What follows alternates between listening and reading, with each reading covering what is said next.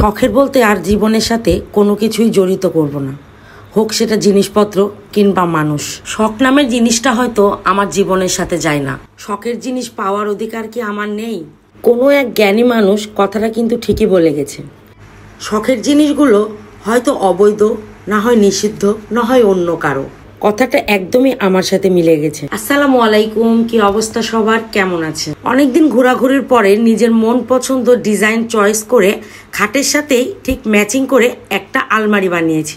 যেহেতু আমার ঘর ছোট, খুব একটা জিনিস সেখানে আটাআটি করা যাবে না, তাই ভাবলাম খাটের সাথে একটা আলমারি যদি ডিজাইন করে একই রকম করে নেওয়া যায় তাহলে কিন্তু দেখতে ভালো লাগবে। আর এই খাট আলমারির ডিজাইনটা আমরা দুই ভাই বোন মিলেই পছন্দ করেছি। আমার ভাইয়ের চয়েস খারাপ না। এই যে দেখেন চয়েস কি সুন্দর। চয়েস কি সুন্দর কেন বললাম? কারণ এটা আমার ভাইয়ের জান কাটা একটাই বউ।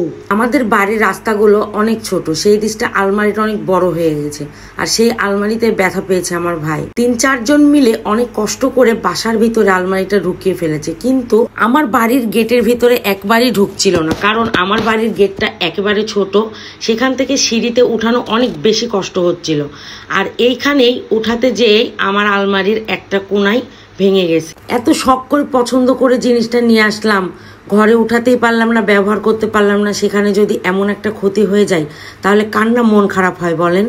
আলমারিটা রাস্তা থেকে একদম আমার রুমের 2 তলা পর্যন্ত উঠাতে খুবই কষ্ট হয়েছে। এটা ভেঙে যাওয়াতে আমি যেমন কষ্ট পাচ্ছি, আমার ভাইও ঠিক তেমন কষ্ট পাচ্ছে, কারণ জিনিসটা ওর খুব পছন্দের ছিল। তা আমি বোঝাচ্ছি, থাক বাদ দাও, যেটা হয়ে গেছে হয়ে গেছে। আর তোবার সবচেয়ে বেশি পছন্দ হয়েছে এই ম্যাট্রিক্স আর হচ্ছে আলমারি। একটু পর পর ওর আম্মুকে দেখাচ্ছে, আব্বুকে দেখাচ্ছে, মানে নিয়ে যাবে নিচে। তাই সে এখন নিচে যাবে না, আমার 2 তলাতেই থাকবে, কারণ সে নতুন জিনিস অনেক বেশি পছন্দ করে। তবে এর মাঝে আপনাদেরকে একটা কথা বলি, এই যে ভাইয়াটাকে দেখছেন, যিনি হচ্ছে আমার এই জিনিসপত্রগুলো নিয়ে এসেছে, ওনার কাজ আমার অনেক অনেক বেশি পছন্দ হয়েছে। উনি অনেক দায়িত্ববান একজন মানুষ। আমার প্রতিটা জিনিস এত সুন্দর করে উপরে নিয়ে এসেছে আর এত সুন্দর করে গুছিয়ে দিয়েছে যে ওনার কাজ দেখে একদম মনটা ভরে গেছে।